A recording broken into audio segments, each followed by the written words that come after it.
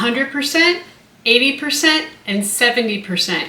Which size is right for you? I'm going to show you how to get from this to this next.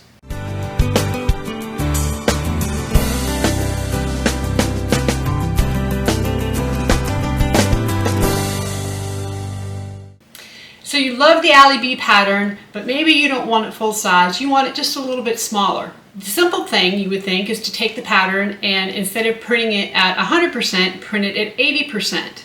That is true, but there are some other things you need to take in consideration. Hi everyone, I am Chris from Simply Classic, and I'm going to show you how to get from 100% to 70%, 80%, or anywhere in between. So the AllyBee is a pattern that a lot of you really love. You've ordered it, and I've had a few people ask me, how can I reduce it? I love the bag, I just don't need it quite as large. The 70% size, I've been experimenting with this, and the 70% size in my opinion is a little bit too small. You can't fit a full-size wallet in there. If you needed to make one at 70%, you're probably going to have to do just a smaller wallet, maybe about a 3-inch wallet instead of a regular size wallet. This 80%, in my opinion, is a really great reduced size. So let's go over exactly how to get there. Okay, the first thing that you want to do is go to your printer and print the pattern at the percentage that you think you want. So if 80% is it, then you're going to print your pattern at 83 or 84%. When you print a pattern from a home printer, what happens is the printer does not print all the way to the sides of the page. So even though your pattern piece may not go to the side of the page, it adds a margin in, which automatically reduces the size of the pattern piece. So to accommodate for that, you typically have to print your pattern pieces at 103 or 104% depending on your printer. So this here is a pattern piece that I printed at 104% to get the exact right measurements. I wanted to experiment with 80% and with 70%. So I printed this one at 84%, and you can see the difference in size. Big difference. And then I printed this one at 74%, and you can see even more what a difference that is from the 80%. So you do want to go ahead and print the pattern pieces at the size that you think you want the bag. So let's in this example use 80%. I did 84%, printed all my pattern pieces. But what you need to look at is the seam allowance. So in an ideal world, what we would have done is taken our pattern piece, cut off the 1/2 inch seam allowance, reduced it to the 80%, then added the 1/2 inch seam allowance back onto the pattern piece. That's too much work. We don't want to have to do all that. So instead, what we do is reduce our seam allowance after we print the pattern piece. So how is that done? So on the AllyBee pattern, you actually have a few pattern pieces that have the seam allowance drawn in, because when you cut your stabilizer, you want to cut it inside your seam allowances. So in this case, this pattern has a 1/2 inch seam allowance. So when you go to cut your stabilizer for this front piece, you're going to actually cut the stabilizer a 1/2 inch smaller all the way around than the front piece. When you actually print the 80%, you're going to see that this seam allowance here is less. It's not a 1/2 inch anymore. And I will tell you that for an 80% in this pattern, you're going to go from a 1/2 inch seam allowance to a 3/8 of an inch seam allowance.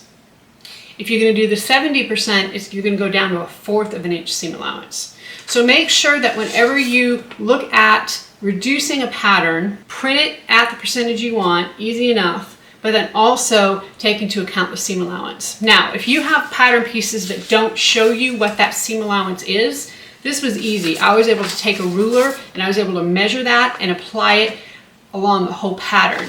But if you don't have that seam allowance drawn in, what you could do is look at what the seam allowance is. So in this case, we're going to do a 1/2 inch and we're going to times it by 80%. It's 1/10 of a point less. So essentially you're going from 4/8 to 3/8, and 4/8 of course is a 1/2 inch. So that's how I knew without having the seam allowance actually drawn into a pattern piece, how much to reduce my seam allowance. So if you have a pattern that doesn't have that, you can go ahead and calculate what that seam allowance should be. Now, from there, we are going to go ahead and go over which pieces you have to reduce and which pieces you don't, because you don't have to reduce all of them. For instance, you want to keep your strap adjuster, which is this part right here, the strap adjuster, you're going to keep at the full length in the pattern. Now, on the full size, I used 1-inch hardware. On the 80%, I used 3/4 inch hardware.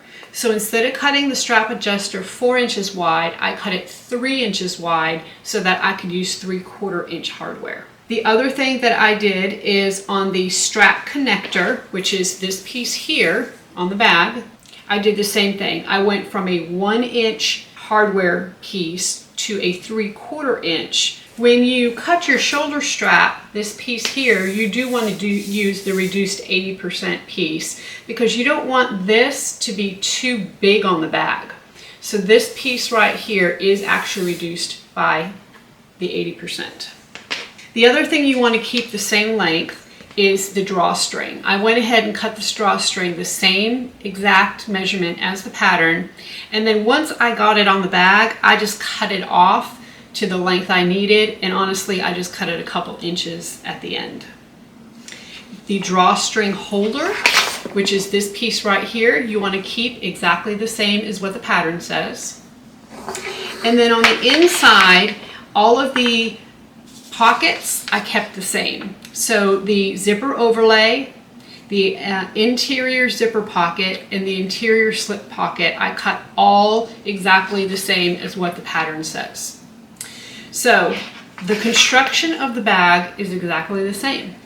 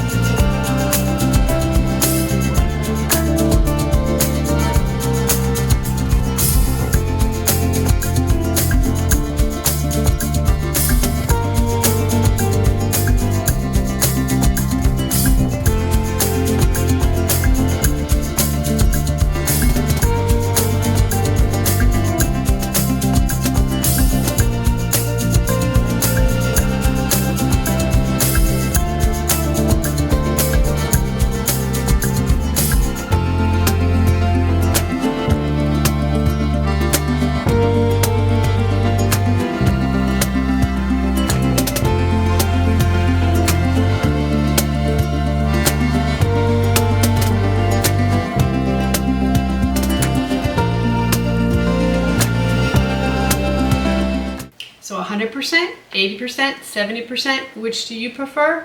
Take your pattern pieces, experiment a little bit, make a reduced size, post it on the Simply Classic Inspiration group. If you like this video, please give me a thumbs up and subscribe, and until next time, happy sewing.